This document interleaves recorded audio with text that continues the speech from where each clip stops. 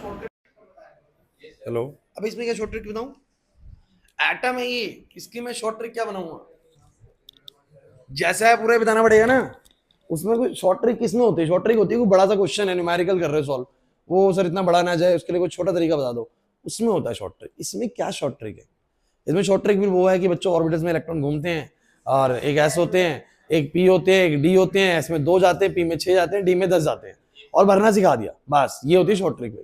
फिर मैं 1 घंटे में तुम्हें खत्म कर सकता हूँ, 1 घंटे में मैं सारा खत्म करा दूंगा तुम्हें, लेकिन कुछ नहीं पता होगा कि डी में वो एक्स वाई के बीच में भी है, वाई जेड के बीच में भी है।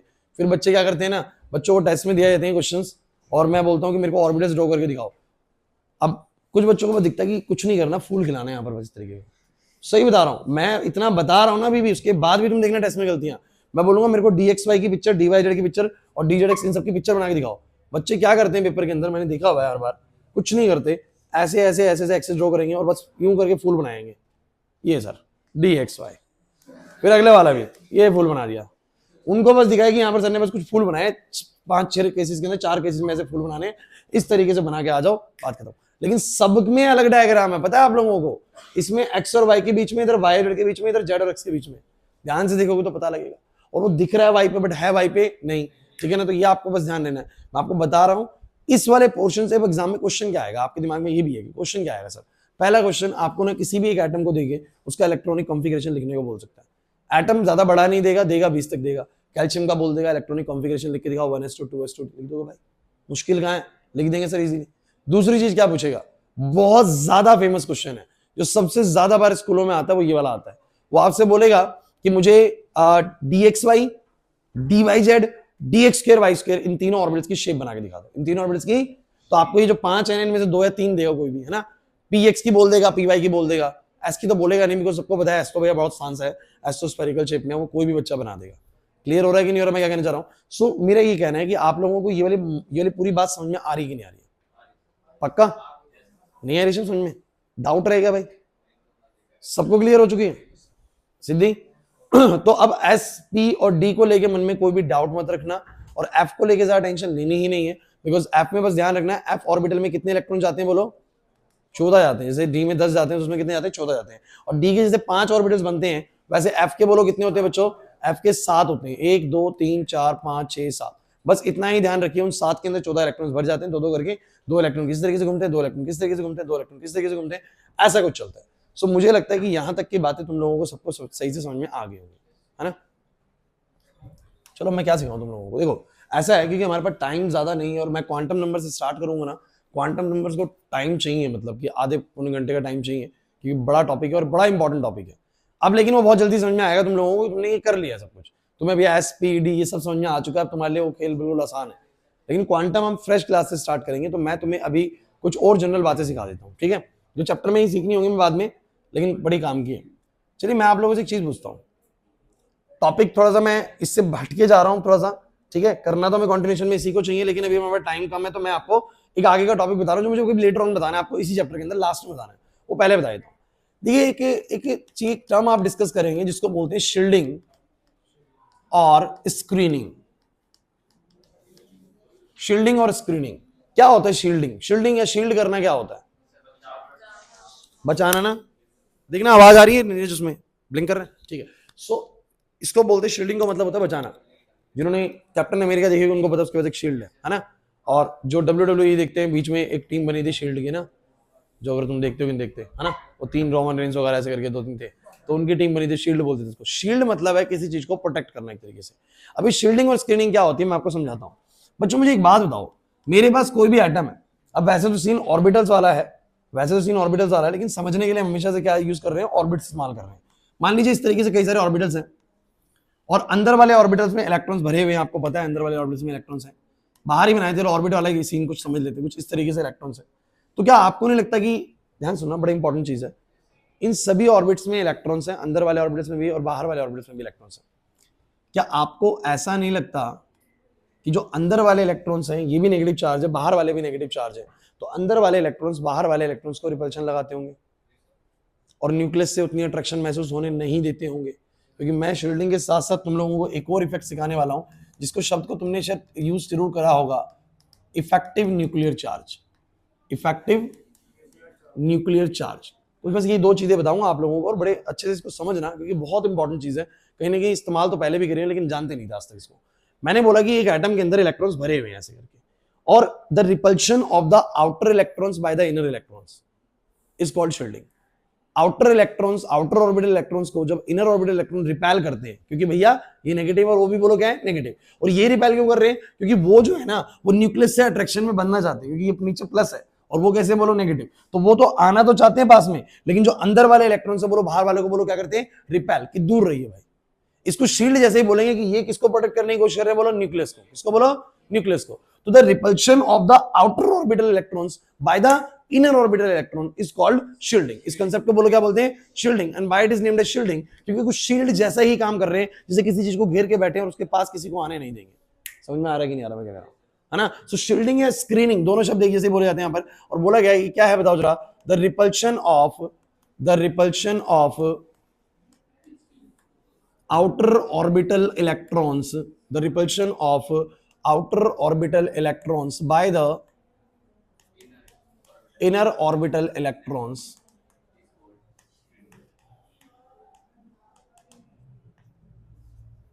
is called shielding। समझ नहीं आया, पक्की बात है। अब मैं तुम्हें शील्डिंग की वजह से एक और सिनेरियो समझाने की कोशिश करता हूं बच्चों। शील्डिंग सबको समझ में आ गया कि नहीं आ गया, पहले बताओ मुझे पक्का, और ये लॉजिकल है कि नहीं शील्डिंग, कि यस सर बाहर वाले इलेक्ट्रॉन जब न्यूक्लियस की पकड़ में आने की कोशिश करते होंगे तो अंदर वाले इलेक्ट्रॉन्स को वो लोग क्या करते होंगे, धक्का मारते होंगे, रिपेल लगाते होंगे, बिकॉज़ नेगेटिव नेगेटिव चार्जेस हैं, अनलाइक चार्जेस एक दूसरे को लाइक चार्जेस एक दूसरे को वो लोग क्या करते हैं, रिपेल करते हैं। तो अंदर वाले बाहर वाले को रिपल्शन लगाएंगे, इसको बोलो हम क्या बोलते हैं, शील्डिंग बोलते हैं। अब शील्डिंग की वजह से एक नया कॉन्सेप्ट निकल के आया जिसका नाम था इफेक्टिव न्यूक्लियर चार्ज। इफेक्टिव, आपने शब्द का जिक्र सुना है 10th क्लास के अंदर? आप लोगों को चैप्टर क्लासिफिकेशन ऑफ एलिमेंट्स कितना था चैप्टर सिलेबस में? पूरा चैप्टर उड़ा रखा है, फिर नहीं सुना होगा तुमने, क्योंकि उसी के अंदर था, ये उसी के अंदर था। हम लोग तो पढ़ते थे 10th क्लास के अंदर, पता नहीं आप लोगों को क्यों उठा दिया। तुम लोगों को प्रेडिक्टेबल मतलब 10th क्लास में कराई नहीं जाती, तो तुम लोग एटम्स के बारे में कैसे जानते हो, मतलब तुम्हें 9th में प्रेडिक्टेबल था?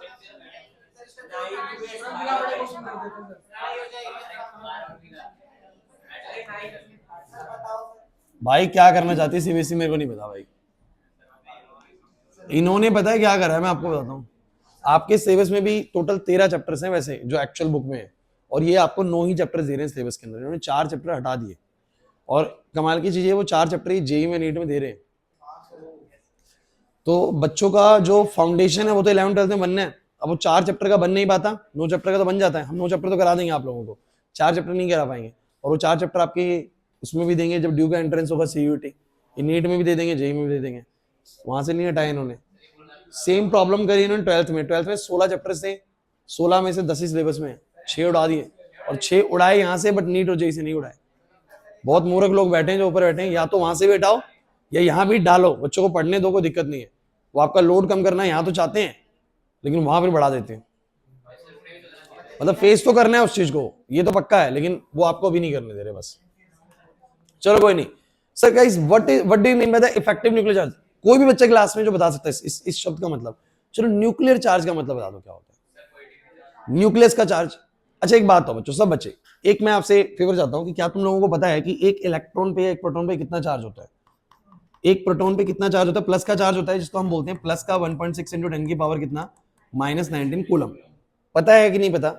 नहीं पता तो कोई दिक्कत नहीं है, बस ध्यान रखिए चार्ज मतलब ऐसे कि मान लो 1 रुपए की वैल्यू होती है, जैसे कि मान लो मेरे 5 का सिक्का है तो उसकी वैल्यू 5 रुपए, और मेरे पास 10 का उसकी वैल्यू 10 रुपए। तो वैसे ही चार्ज जो होता है ना बॉडी के ऊपर, एक पार्टिकल के ऊपर, तो बताया जा रहा है कि एक प्रोटॉन पे चार्ज इतना प्लस का होता है। इसको तुम लोग ना प्लस ई लिख देते हो, क्या लिखते हो बोलो, प्लस ई, इसकी वैल्यू को ई बोल देते हैं। और ऐसे ही एक इलेक्ट्रॉन पे जो चार्ज होता है ना, एक इलेक्ट्रॉन पे जो चार्ज होता है वो इतना ही माइनस में होता है, इतना ही माइनस में होता है, तो इसको माइनस ई बोल देते हैं। क्या बोलते हैं इसको? माइनस ई। और एक बड़ी मजे की बात यह है कि जो भी एटम होता है, अक्षर यहाँ पर ध्यान दो, इंपॉर्टेंट चीज है, कोई भी एटम, जैसे मान लो कि हाइड्रोजन है, तो हाइड्रोजन में कितना प्रोटॉन होगा? एक, क्योंकि जितना उसका एटॉमिक नंबर होता है उतना इसको बोलो क्या होता है, प्रोटॉन होता है। समझने की बात कर रहा हूं मैं क्या करना चाह रहा हूं, किसी भी एटम के पास जितना उसका एटॉमिक नंबर होता है उतना ही बोलो उसके पास क्या होता है, प्रोटॉन्स। हाइड्रोजन के पास अगर एक एटॉमिक नंबर है तो प्रोटॉन कितना बोलो, एक। हीलियम के पास 2 एटॉमिक नंबर है तो प्रोटॉन कितने, 2, क्योंकि प्रोटॉन के आधार पे ही सबको बोलो क्या मिला हुआ है, एटॉमिक नंबर। तो मैं आपको एक छोटी सी बात बताता हूं, अगर हाइड्रोजन का एटम उसके पास एक प्रोटॉन है तो उसके पास कितना चार्ज है, 1 ही। कितना चार्ज है बोलो 1e। समझने की कोशिश करना, बड़ी जरूरी चीज बताने वाला हूं। हीलियम के पास 2 प्रोटॉन है क्योंकि 2 एटॉमिक नंबर है, तो उसके पास कितना चार्ज है बोलो 2e, क्योंकि 2 प्रोटॉन का चार्ज हो जाएगा 2e, है ना। सोडियम के पास 11 प्रोटॉन्स हैं क्योंकि 11 एटॉमिक नंबर है, तो कितना चार्ज है न्यूक्लियस में 11e। कितना है बोलो? इसका मतलब जितना एटॉमिक नंबर होता है Z इनटू में E, उतना ही बेसिकली न्यूक्लियस में क्या होता है चार्ज। अब कुछ बच्चे कहेंगे सर न्यूक्लियस में तो न्यूट्रॉन भी होते हैं। आशीष यहां पर ध्यान दो, न्यूक्लियस में तो न्यूट्रॉन भी होते हैं बच्चों, न्यूट्रॉन तो न्यूट्रल होते हैं ना, न्यूट्रॉन पे कोई चार्ज। तो मेरा बस ये कहना है कि किसी भी एटम के पास जो न्यूक्लियस का चार्ज होता है वो कितना होता है। सीधे यहां पर न्यूक्लियर चार्ज कितना होता है। अब मान लो सोडियम है तो कितना है बोलो 11e, नियोन है तो 10e, हाइड्रोजन है तो 1e, हीलियम है तो 2e। And why it is 2e? क्योंकि सर जितना एटॉमिक नंबर होता है उतने प्रोटॉन होते हैं न्यूक्लियस में, और जितने प्रोटॉन होते हैं हर प्रोटॉन पे प्लस ई चार्ज होता है, यानी प्लस 1.6 को बने नाम दे दिया ई का। तो मैंने बोला सोडियम में 11e होगा, नियोन में 10e होगा। इसका मतलब किसी भी एटम में कितना न्यूक्लियर चार्ज होगा Ze। न्यूक्लियर चार्ज मतलब न्यूक्लियस का चार्ज। किसका चार्ज बोलो? न्यूक्लियस का चार्ज Ze। कोई डाउट है तो मुझे बताओ। समझ नहीं आया सर? पक्की बात है? अरे नहीं पता तो बस ध्यान लो, प्रोटॉन पे इतना कूलम्स में चार्ज होता है। प्रोटॉन एक्चुअली मतलब चार्ज होता है कूलम्स में मेजर होता है, और एक प्रोटॉन पे इतना चार्ज होता है। अरे ये 10 की पावर -19 से कंफ्यूज तो नहीं हो रहे? वो 10 की पावर 19 नीचे आ जाएगा, और ये 0.0000 करके कुछ इतने कूलम्स का चार्ज होता है, वो कुछ ऐसा है। अब समझो कि इफेक्टिव न्यूक्लियर चार्ज का क्या मतलब है भाई। तो मुझे बताओ न्यूक्लियर चार्ज सबको समझ में आ गया।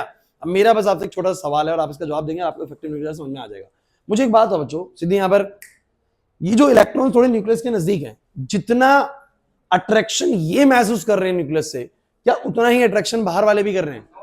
सोच समझ के जवाब देना। श्योर है? यहां पर जितना अट्रैक्शन ये अंदर वाला कर रहा है, क्या उतना ही बाहर वाला भी कर रहा है? क्यों नहीं कर रहा बाहर वाला, बताओ।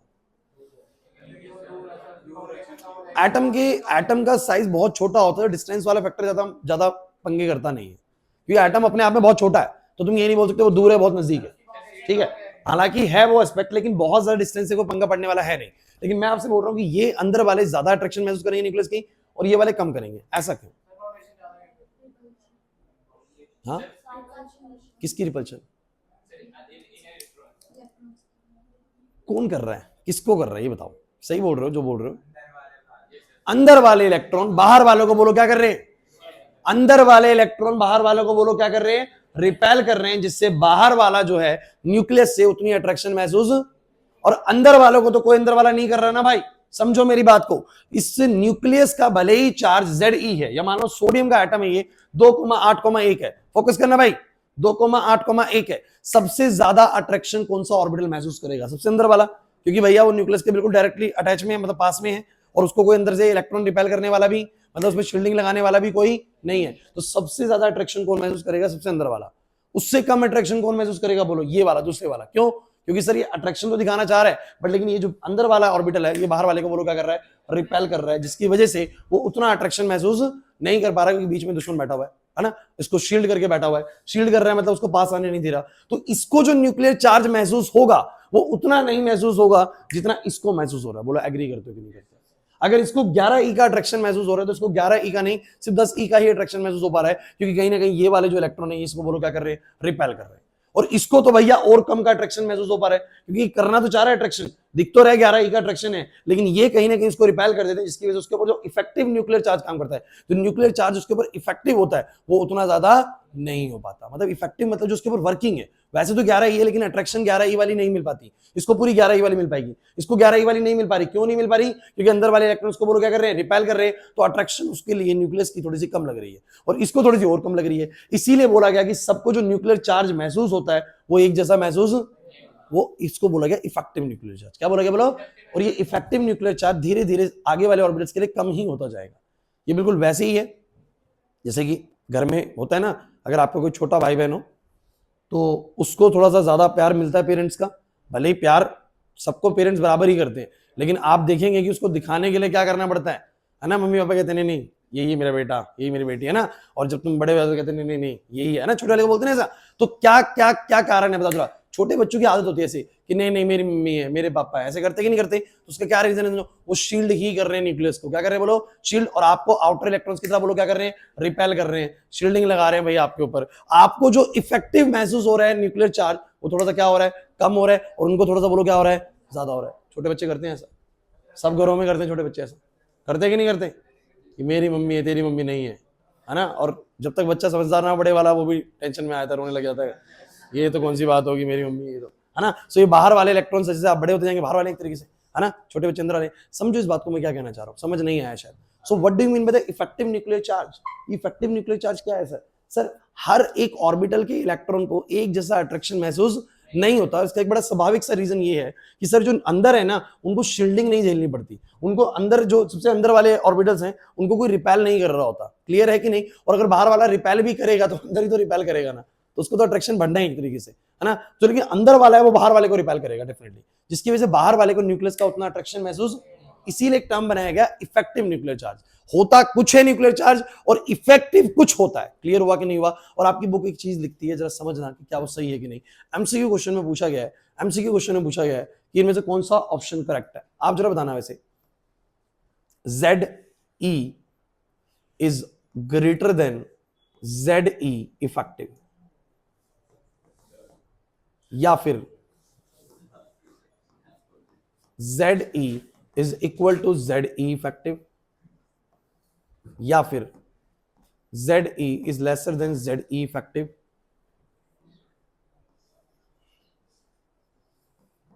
या नन है?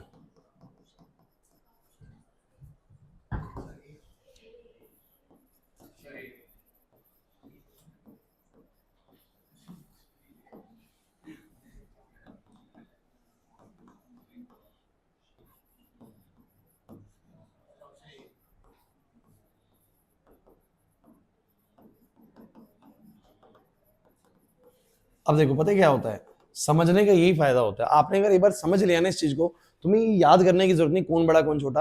एग्जाम में एकदम क्लिक करेगा दिमाग में कि ZE तो होता है एक्चुअल न्यूक्लियर चार्ज। क्या होता है बोलो? Actual nuclear charge. और एक होता है कि सबको एक्चुअल वाला फील नहीं आता। क्यों नहीं आता? क्योंकि आपको पता है अंदर वाले ऑर्बिटल्स बोलो क्या करते हैं, शील्ड करते हैं, तो उसको बोलते हैं हम इफेक्टिव न्यूक्लियर चार्ज। क्या बोलते हैं बोलो? तो हम बोलते हैं ZE इफेक्टिव। ये होता है ZE इफेक्टिव और ये होता है ZE। अब मुझे बताओ न्यूक्लियर चार्ज जो होगा वो हमेशा इफेक्टिव से बोलो क्या रहेगा, ज्यादा ही रहेगा, या मैं बोलूं जो इफेक्टिव वाला होगा वो हमेशा न्यूक्लियर चार्ज से बोलो क्या रहेगा, कम रहेगा। अरे 11E है, ऐसा तो नहीं हो सकता ना कि किसी को 15E का अट्रैक्शन महसूस हो जाए। हद से हद बोलो कितने का होगा, 11E का, या बोलो उससे क्या रहेगा, कम। उससे कम क्यों रहेगा? बिकॉज अंदर वाले जो है वो बाहर वालों को बोलो क्या करेंगे, रिपेल करेंगे, जिससे अट्रैक्शन कम महसूस होगा। इसको क्या बोलोगे? बोलो effective nuclear charge. And the effective nuclear charge is always be lesser than, देखो लेसर देन मतलब इससे ये सोच बनी हुई तो लेसर देन है ZE मतलब एक्चुअल न्यूक्लियर चार्ज। क्लियर हुआ कि नहीं हुआ? So which option is correct according to you guys? So option number A is the right answer. कुछ क्लियर हुआ भी कि नहीं हुआ? पक्की बात है? तो मुझे बताइए, मैंने 2 टॉपिक तुम्हें आगे ही करवा दिए थोड़े से, तो क्या तुम लोगों को वो 2 टॉपिक समझ में आए कि मैंने ये बोला व्हाट इज शील्डिंग? शील्डिंग क्या होती है? मैं आगे से शील्डिंग बोलूं तो आपको दिमाग में क्लिक करना चाहिए। शील्डिंग क्या होती है? The repulsion of the outer orbital electrons by the inner orbital electrons is said to be the shielding. Outer orbital electrons की इनर ऑर्बिटल इलेक्ट्रॉन्स की वजह से शील्डिंग होती है, उसको बोलो हम, सॉरी रिपल्शन होती है, उसको बोलो हम क्या बोलते हैं, शील्डिंग बोलते हैं। लक्ष्य नहीं आ रही बात समझे? फिर इस शील्डिंग की वजह से क्या होता है? इस शील्डिंग की वजह से सभी ऑर्बिटल्स के इलेक्ट्रॉन को एक जैसा न्यूक्लियर चार्ज महसूस नहीं हो पाता है। अंदर वालों को थोड़ा ज्यादा होता है, उससे बाहर वालों को थोड़ा उससे कम होता है, उससे बाहर वालों को थोड़ा और कम होता है। इसको बोला गया इफेक्टिव न्यूक्लियर चार्ज, कि सबको अलग अलग इफेक्टिव होता है। क्लियर हुआ कि नहीं हुआ? अब आपसे एक छोटा सा सवाल और बताइए जरा, कहेगा इनमें से कौन सा ऑर्बिटल सबसे ज्यादा इफेक्टिव न्यूक्लियर चार्ज महसूस कर रहा है? Which orbital has a maximum effective nuclear charge?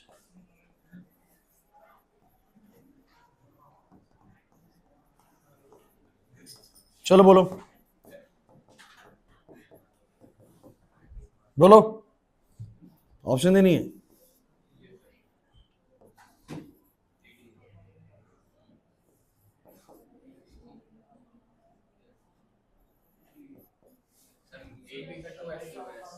बताइए कौन सा ऑर्बिटल सबसे ज्यादा इफेक्टिव न्यूक्लियर चार्ज किसी एटम में महसूस करेगा? 2s और 3d? सबसे ज्यादा इफेक्टिव न्यूक्लियर चार्ज, सबसे ज्यादा मैक्सिमम लिखा हुआ ना, मैक्सिमम। क्या कर रहे हो? कितने? चलो ऑप्शन नंबर ए के साथ कितने बच्चे जाएंगे? Option number A, maximum effective nuclear charge is experienced by the 2s orbital. How many go with the 3d orbital? 3d। बच्चों एक बात हो, आप लोग फिर थोड़ा सा समझिए, कॉन्सेप्ट में गड़बड़ हो रहा है।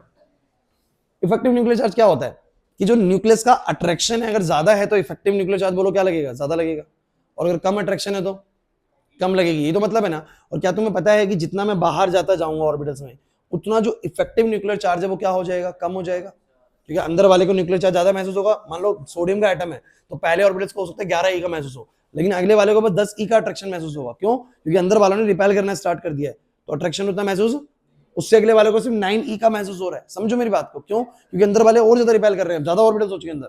तो मुझे बताइए जो ऑर्बिटल जितना अंदर है, जो ऑर्बिटल जितना अंदर है उसके इलेक्ट्रॉन्स को ज्यादा न्यूक्लियर अट्रैक्शन महसूस हो रहा होगा, और जो बाहर है उसको बोलो क्या हो रहा होगा, कम, क्योंकि अंदर वाले तो शील्डिंग लगा रहे हैं बाहर वालों पे। तो मेरे हिसाब से सबसे नजदीक ऑर्बिटल इनमें से कौन सा होता है? 2s। ध्यान सुनो, सबसे पहले कौन होता है बोलो? 2s। सीक्वेंस होता है 1s 2s 2p 3s 3p 4s 3d, ये तो होता है ना, आगे चलता रहता है। अब मुझे बताइए इन सब में ऑप्शंस में सबसे पहले कौन है बोलो? 2s है। फिर कौन सा दिया मैंने? 3d दिया है, ऑप्शन में 3d भी दिया है मैंने, 3p भी दिया है मैंने, और 2p भी दिया है। तो सबसे नजदीक न्यूक्लियस के कौन सा होगा? 2s वाला। तो सबसे ज्यादा जो इफेक्टिव न्यूक्लियर चार्ज इन चारों में महसूस होगा वो किसको होगा? 2s को होगा।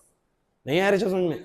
अब गलती समझ में आ गई? देखो जिन्होंने गलती करी उनको ये बताओ गलती कहाँ हो गई है, ठीक है, दिमाग में कहाँ थॉट चल रहा था गलत, तो वो क्लियर होना जरूरी है। सबको वो समझ में आ गया ना, बाकी कोई टेंशन नहीं है, गलत सलत तो चल जाएगा लेकिन बाद में समझ में जरूर आना चाहिए। और सबसे कम कौन महसूस करेगा?